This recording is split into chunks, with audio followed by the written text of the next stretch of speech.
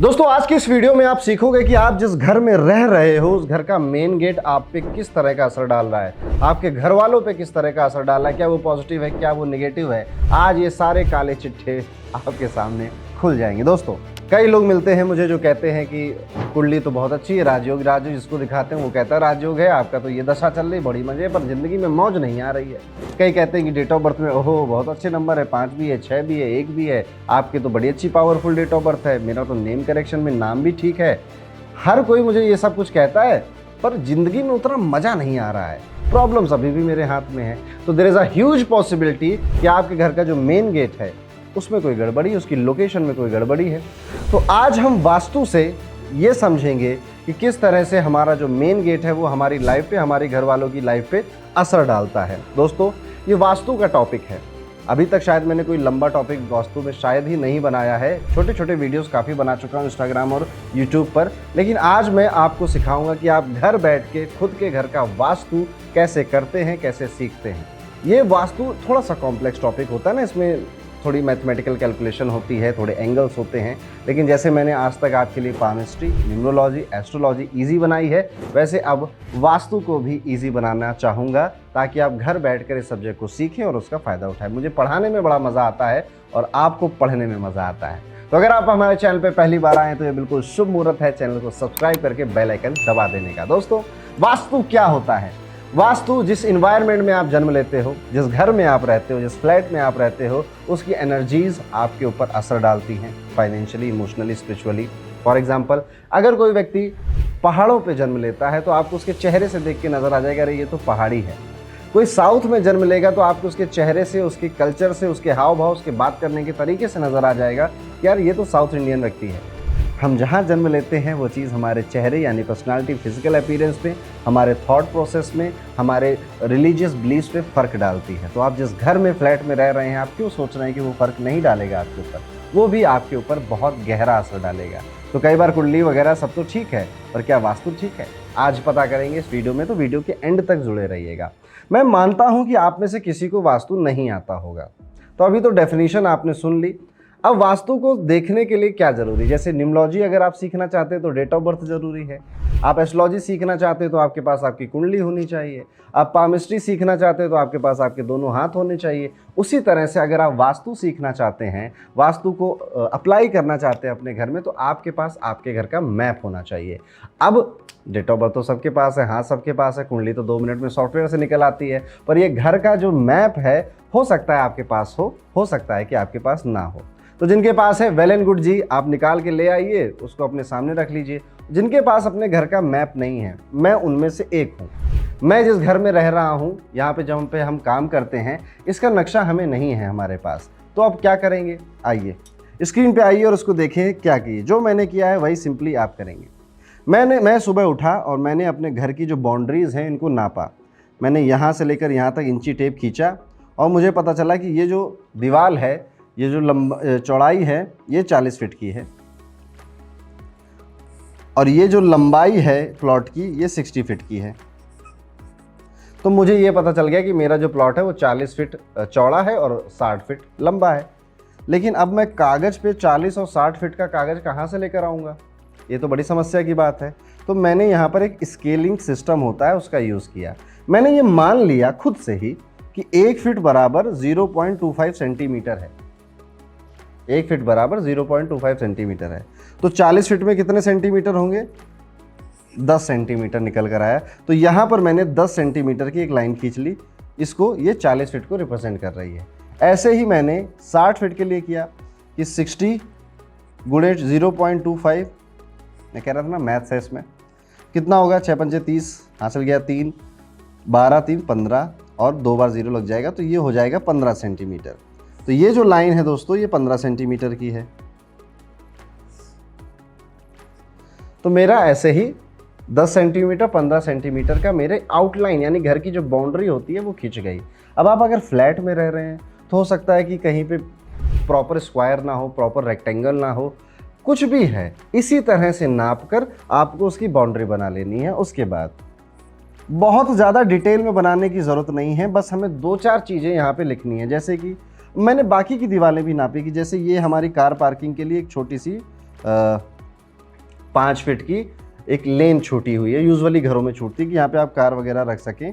उसके बाद हमारे घर में यहाँ से एंट्री होती है, ओके, तो ये एंट्री हमने सब ऐसे छोटा छोटा सब नाप के बना लिया। इंपॉर्टेंट क्या बनाना है बस उतना ध्यान दो, कुर्सी उर्सी मेज वेज मत बनाने लग जाना कि एसी का डक्ट भी बना दूं मैं आके, ज़्यादा कलाकारी नहीं करनी है यहाँ पे। सिंपल हमें बस एक किचन जानना है कि हमारा किचन कहाँ है, जिस रूम में हम सोते हैं उस रूम की लोकेशन जाननी है, और हमें सबसे ज़्यादा ज़रूरी जो जानना है वो घर के टॉयलेट्स हैं। तो टॉयलेट्स भी जैसे मान लो कहीं में रूम में अटैच है आपके, तो यहाँ पर आप इसको एक छोटा सा ऐसे करके टॉयलेट का सेक्शन बना सकते हैं कि मेरा ये टॉयलेट यहाँ पर है, ओके। तो ये एग्जांपल के तौर पे मैं आपको समझा रहा हूँ।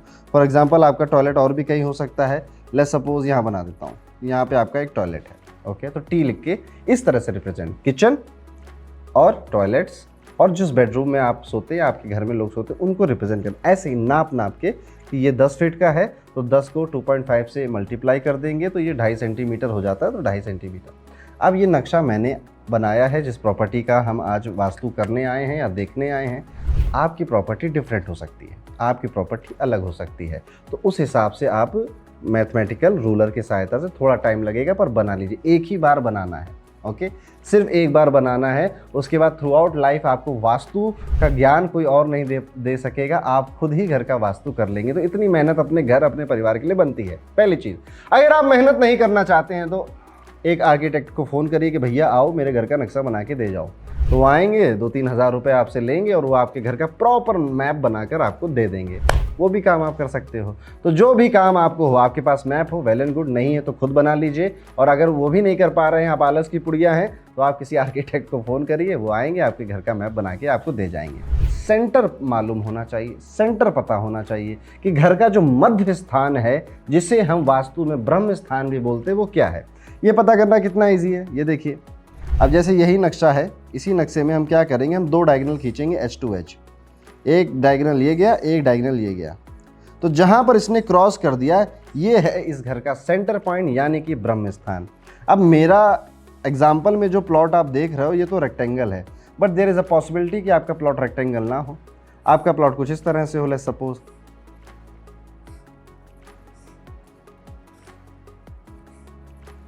मैं जितना आड़ा टेढ़ा बना सकता हूँ उतना आड़ा टेढ़ा बना रहा हूँ।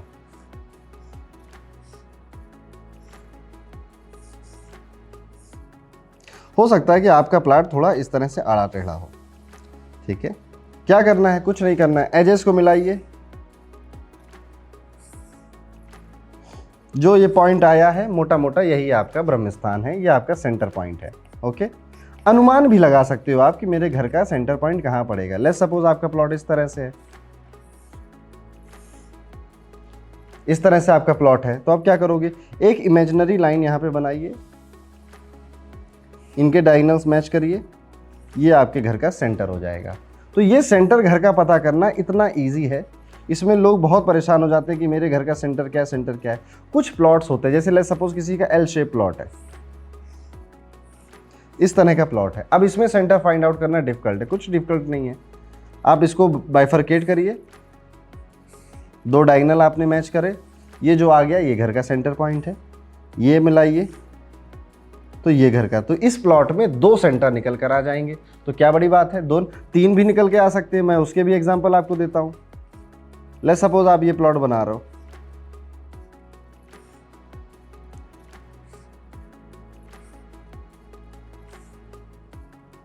अब आपको लगता होगा इस तरह का प्लॉट किसके पास होता है भैया, होता है लोगों के पास।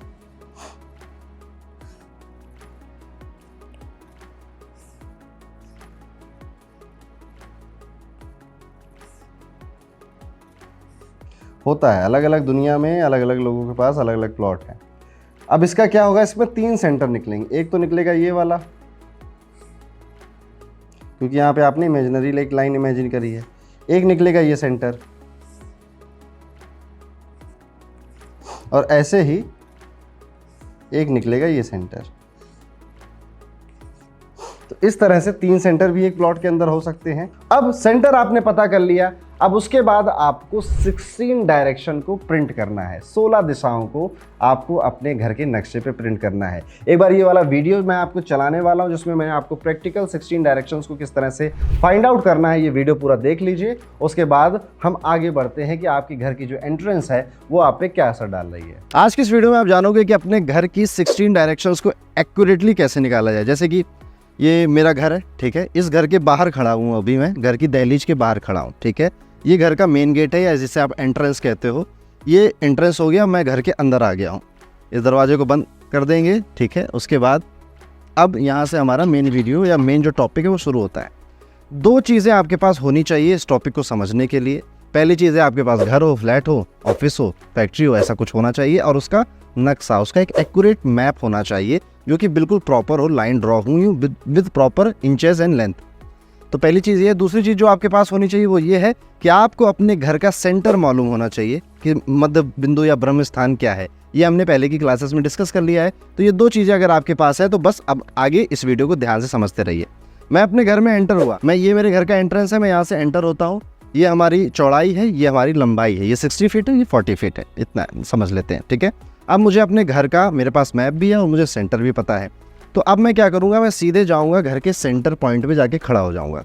देखिए होता क्या है ना दोस्तों कि 16 डायरेक्शंस निकालने के अलग अलग तरीके हैं जिससे एक्यूरेटली निकाला जा सकता है, पर हम अपने आप को कंफ्यूज नहीं करेंगे। सिर्फ एक तरीका सीखेंगे जो एक्यूरेटली, जो हमारी पुरानी पुस्तकों में, किताबों में, शास्त्रों में लिखा है, उसी को फॉलो करेंगे और एक्यूरेटली हम ये डायरेक्शंस निकालेंगे। तो जैसा अभी आपने देखा कि मैं अपनी एंट्रेंस से आया, ये मेरी घर की आखिरी दीवार है, ये एकदम गेट इससे जुड़ा हुआ है, ये एकदम गेट जुड़ा हुआ है। अब ये देखेंगे आप, मेरा फेस मेरी गेट की तरफ है। अब क्योंकि मुझे अपने घर का सेंटर पॉइंट पता है तो मैं अब सेंटर पॉइंट की तरफ वहां पे आगे बढ़ूंगा और वहां पे जाकर खड़ा हो जाऊंगा। तो अब मैं अपने घर के बिल्कुल सेंटर में आ गया हूँ। अभी मैं आपको मैप भी दिखाऊंगा, या साइड में मैप चल रहा होगा। इस दरवाजे के जस्ट आगे वाली टाइल में मेरे घर का सेंटर है। अब जब मैं सेंटर में आ जाऊँ तो मुझे अपनी जेब से कंपास निकालना है, यानी अपने मोबाइल का कंपास निकालना है, इस तरह से, ठीक है। अब इसको क्या करना है, डायरेक्शन सही होनी चाहिए कंपास को रखने की। हम ऐसे ऐसे करके, जैसे यहाँ बेडरूम है तो ऐसे करके देख लिया, किचन ऐसे करके देख लिया, ये नहीं करना हमको। तो सबसे पहले हम इस कंपास को एक स्टेबल जगह पे रखेंगे। जैसे यहाँ पर मैंने एक टेबल ऑलरेडी रखी है और यहाँ पर मैं इस कंपास को ऐसे फिट कर दूंगा, ठीक है। अब यहाँ पर आपको जो चीज़ ध्यान देनी है दोस्तों वो ये देनी है कि मेरे घर का जो एंट्रेंस था वो इस जगह था और अभी मैं देख रहा हूँ बिल्कुल स्ट्रेट 90 डिग्री के एंगल में। ऐसे ही आपको भी बिल्कुल स्ट्रेट 90 डिग्री के एंगल में देखते जाना है और यहाँ पर एकदम स्टेबल फेयर से ये हिलेगा नहीं, है ना। तो अब आप अंदाजे से लगाइए कि क्या आपका मोबाइल बिल्कुल 90 डिग्री पे एकदम सीधाई में है या नहीं। अगर है तो बस इसको ऐसे रोक दीजिए और ये डिग्री आपको नोट कर लेनी है। 320 आई है, हम इसको नोट कर लेंगे। थोड़ा सा भी अगर आप इसे हिलाते हो ना तो आप देखोगे डिग्री बदलने लग जाती है, पर 320 पे आके ये बिल्कुल 90 डिग्री का, इसको पहचान सकते हो, क्रॉस के ऊपर क्रॉस ओवरलैप करता है। यहाँ पर आप देखेंगे कि अगर मैं इसको इस तरह से इधर हिलाऊंगा सीधी डायरेक्शन में तो ज़्यादा चेंजेस नहीं आएंगे, लेकिन अगर मैं इसको इस तरह से मूव करूँगा तो डिग्री ज़रूर चेंज हो जाएगी। तो बिल्कुल सेंटर में रखते हुए यहाँ पे कंपास से हमने 320 नोट कर लिया, बस इतना ही काम था हमारा। बाकी की चीज़ें मैं अब आपको स्लाइड पे दिखाता हूँ। तो यहाँ पर हम देखते हैं अब मैप के अनुसार कि हमने क्या काम किया। देखिए ये वो गेट है जहाँ से मैंने एंट्री करी थी। उसके बाद मैं सीधा यहाँ पे चलता चला आया, यहाँ पे मैं रुका हुआ था, आपको डायरेक्शन समझा रहा था। उसके बाद ये देखिए मेरे घर का जो सेंटर है, मैं सेंटर में आकर कंपास मैंने यहाँ पर रखा था इस पॉइंट पे, ओके। अब हमें ध्यान क्या देना है, यहाँ पर जो गलती होती है लोगों से यहीं पर होती है कि यहाँ पर आपने इतना काम कर लिया, उसके बाद बड़ी सावधानी से आप डिग्री नोट करेंगे। जैसे कि मैंने डिग्री नोट करी थी, 320 डिग्री आया था। अब आपको बिल्कुल सीधी डायरेक्शन में, यहाँ से बिल्कुल सीधा देखते हुए इसी दिशा में कंपास को रखना है। थोड़ा सा भी टेढ़ा मेढ़ा करने से बचना है आपको, नहीं तो गलती हो जाएगी।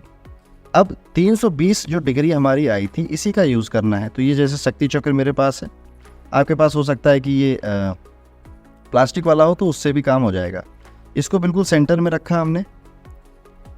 अब हम इसको 320 में रोटेट कर देंगे, घुमा देंगे इस तरह से सेंटर में रखते हुए।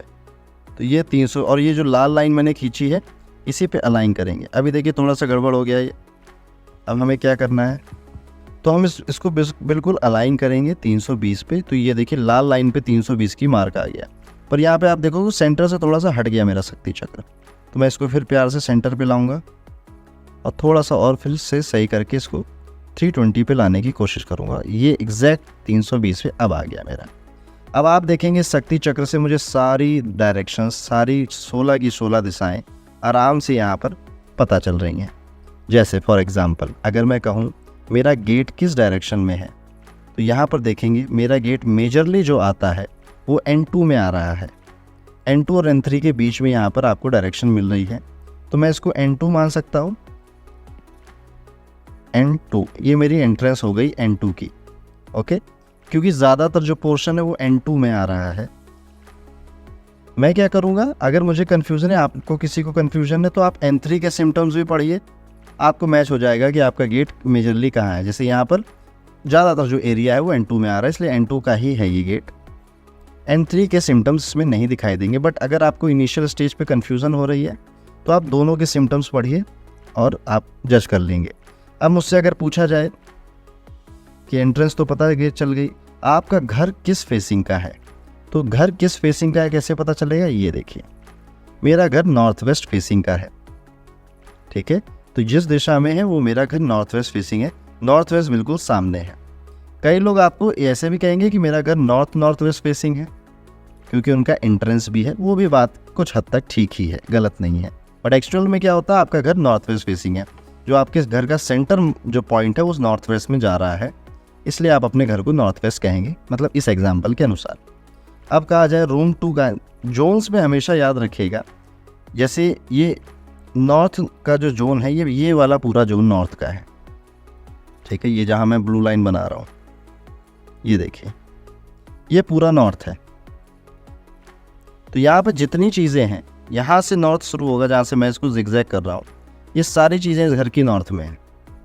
और अगर देखा जाए साउथ में क्या है, तो साउथ का पूरा जोन होता है ना। साउथ कोई एक पॉइंट नहीं है, पूरा का पूरा एक जोन है। तो यहाँ पे ये देखिए, यहाँ से लेकर साउथ यहाँ तक रहेगा, तो इसके बीच में जितनी चीज़ें आएंगी ये सब साउथ में हैं।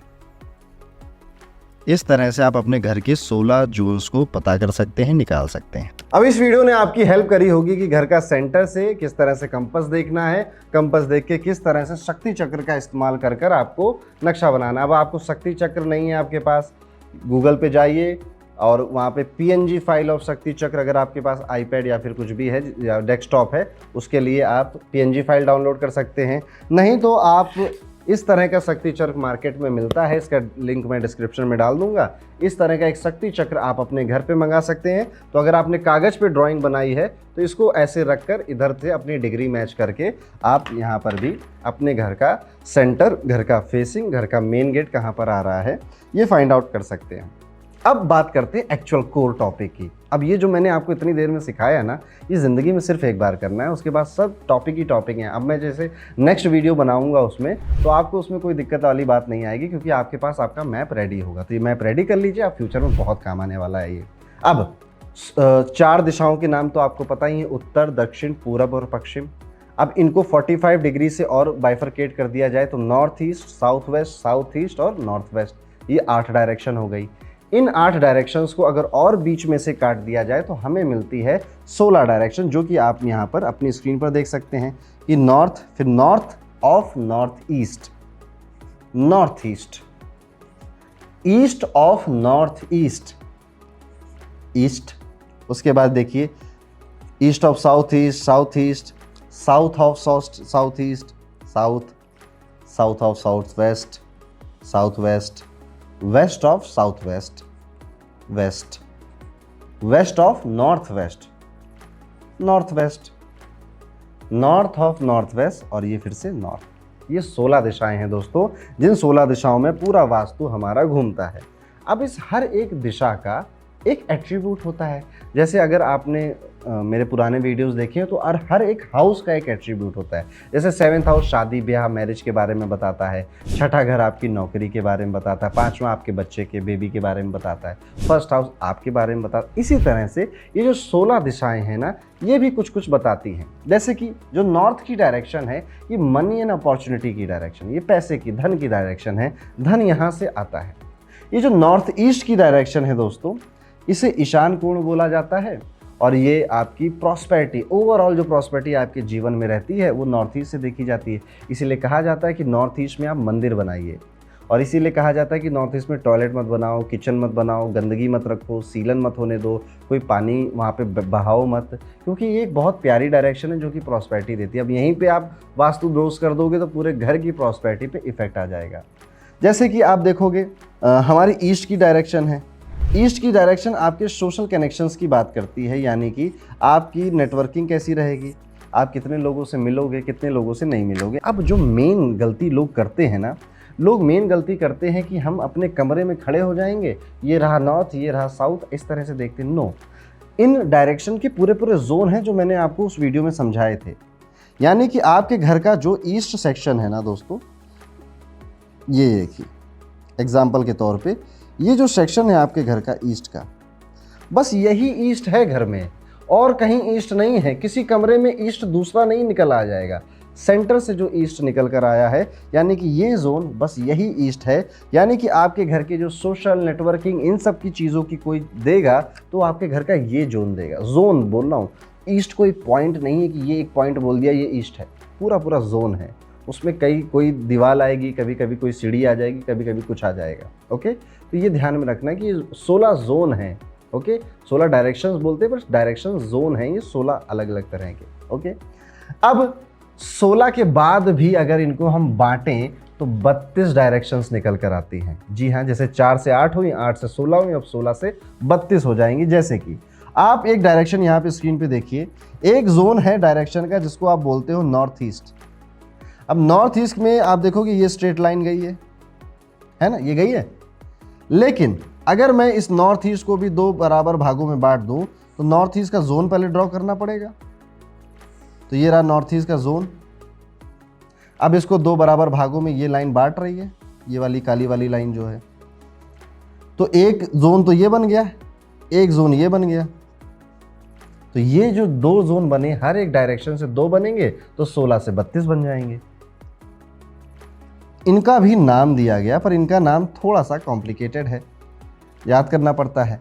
जैसे नॉर्थ ईस्ट को अगर आप बांटोगे तो N8 एक डायरेक्शन का नाम है, E1 एक डायरेक्शन का नाम है। तो यहाँ से नॉर्थ ईस्ट के जोन में 2 डायरेक्शन निकलती है, एक N8 और एक E1।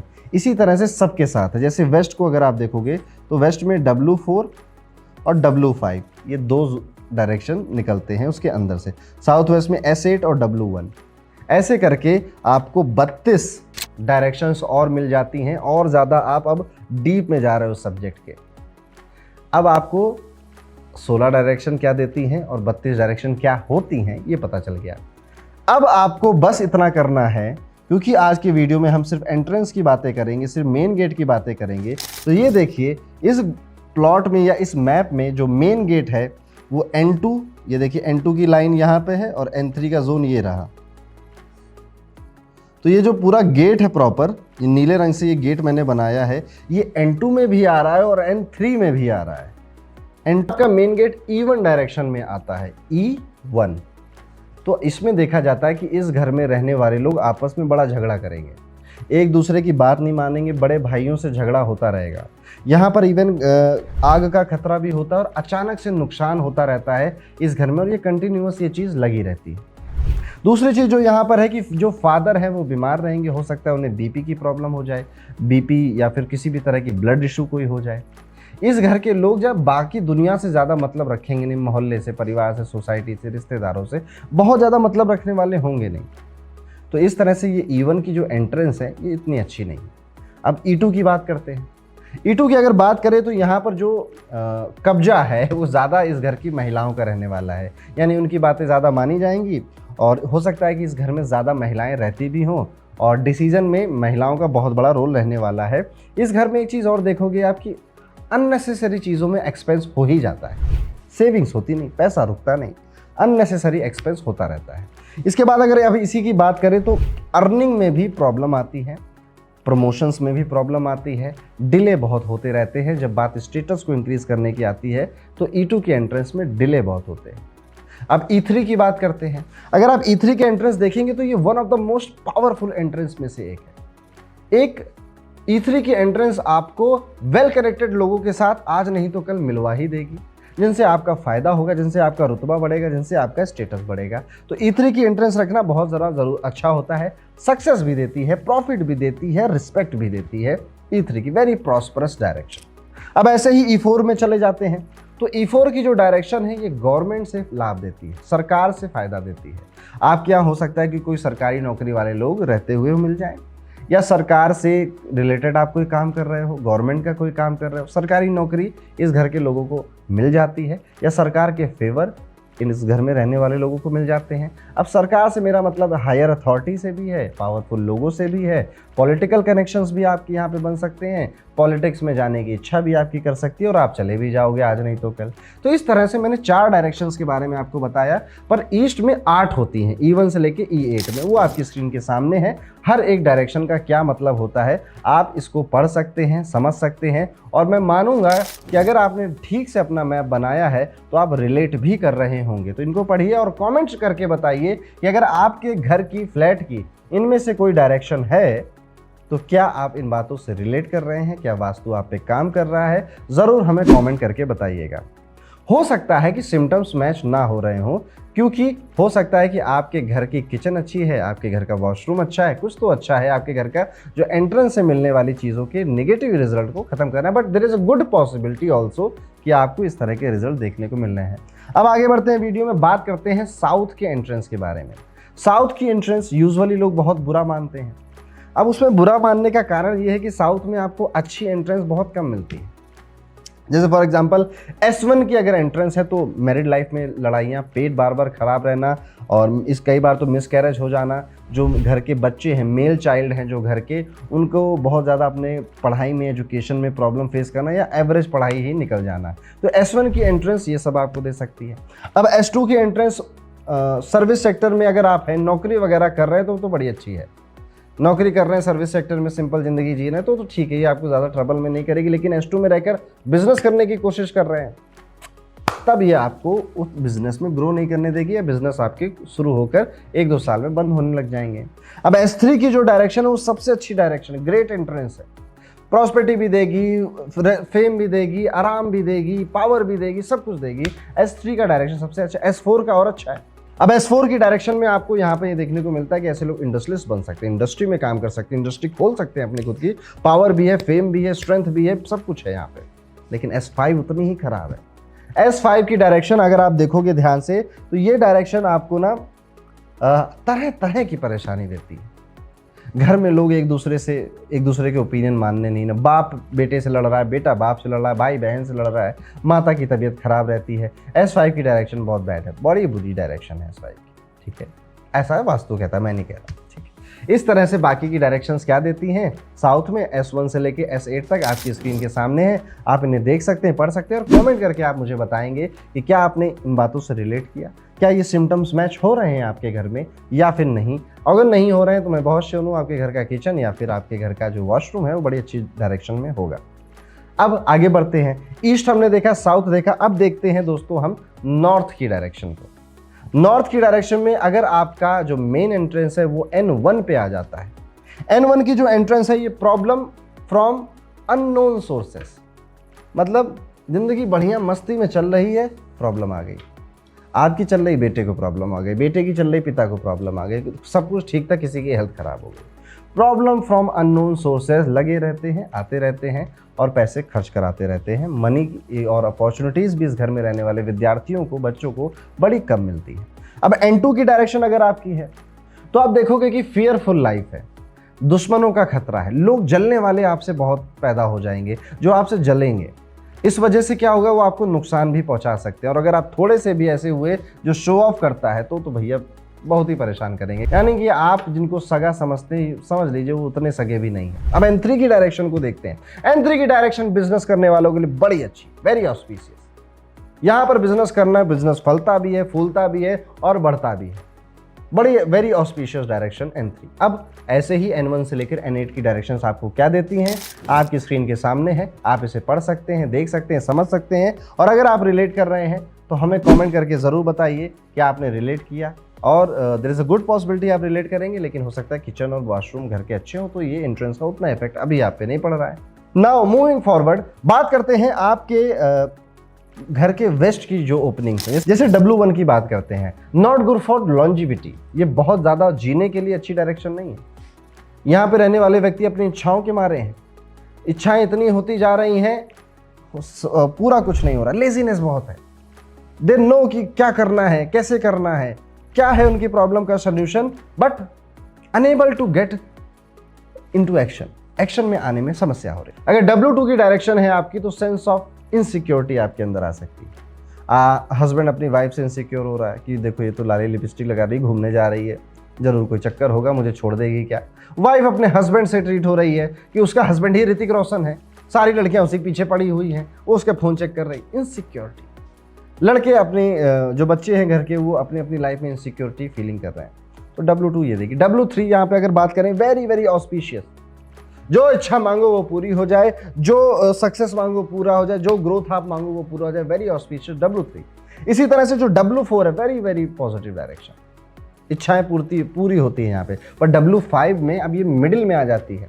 W5 में रहने वाले लोग बहुत एम्बिशियस हो जाते हैं, बड़ा परफेक्शनिस्ट की तरह काम करना चाहते हैं, इतना इतना इतना कि घर वालों को टाइम देना भूल जाएंगे, हेल्थ को टाइम देना भूल जाएंगे। W5 तो अच्छी भी है, बुरी भी है। अब आपका नजरिया क्या है आप देखिए। बाकी W1 से W8 क्या रिजल्ट देता है वो आपकी स्क्रीन के सामने, आप इसे देख सकते हैं, पढ़ सकते हैं और रिलेट करें अगर तो कमेंट करके जरूर बताइए। दोस्तों कई बार क्या होता है ना, आपके मन में एक प्रश्न आएगा कि अभी तक तो जिंदगी मजेदार चल रही थी, लेकिन अभी कुछ महीनों पहले से एक समस्या आई है। मैंने एक वास्तु एक्सपर्ट को बुलाया तो वो कह रहे हैं कि आपके घर के साउथ में ये गड़बड़ है।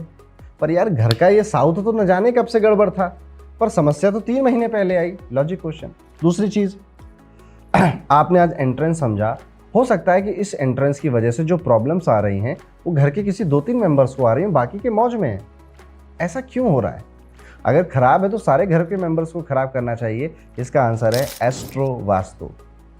अगर आपकी कुंडली का शनि खराब है, अगर आपके हॉरोस्कोप में शनि सैटर्न खराब है, तो जैसे ही शनि की महादशा शुरू होगी और घर में अगर वास्तु में जो शनि की डायरेक्शन होती है, जो वेस्ट की डायरेक्शन है, उसमें दोष मौजूद है, वो तुरंत एक्टिवेट हो जाएगा आपका और फिर आपको वहां पर बैड रिजल्ट मिलेगा। और इसका उल्टा भी होगा। शनि खराब था, शनि की दशा आई, घर का वेस्ट जोन बिल्कुल प्रॉपर था, ठीक था आपका, कोई दिक्कत नहीं आएगी। लोग कहते रहेंगे शनि की दशा में तो आप हाय हत्या मचाओगे, ये करोगे वो करोगे, कुछ नहीं होगा, चिल आराम। तो क्या है, क्योंकि आप पहले से ही रेमेडी कर रहे हो। इसीलिए तो कहा जाता है कि वास्तु अकम्पनीड हाउस में आपको रहना चाहिए। कई लोग नए हाउस में शिफ्ट होते हैं और प्रॉब्लम शुरू हो जाती है। कई लोग अपनी नई फैक्ट्री डालते हैं, एवरीथिंग इज गुड, जैसे फैक्ट्री शुरू करी दिक्कत आई। कई लोग कंस्ट्रक्शन कराना शुरू करते हैं, वैसे ही लाइफ में प्रॉब्लम आने लग जाती है। तो देयर आर वेरियस टॉपिक जो कि आने वाले वीडियोस में मैं धीरे धीरे करके कवर करने की कोशिश करूंगा। बाकी अगर आप सीखना चाहते हैं तो आइए, हम आपको वास्तु सिखाएंगे।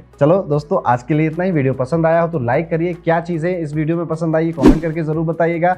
वास्तु का पहला वीडियो मैं बना रहा हूँ लॉन्ग फॉर्म में, तो आप ज़रूर बताइए कि मैं इसको और बेहतर कैसे कर सकता हूँ, या अगर आपको सब कुछ अच्छा लगा तो वो भी बता दीजिए। मिलता हूँ आपसे अगले वीडियो में, तब तक के लिए राधे राधे।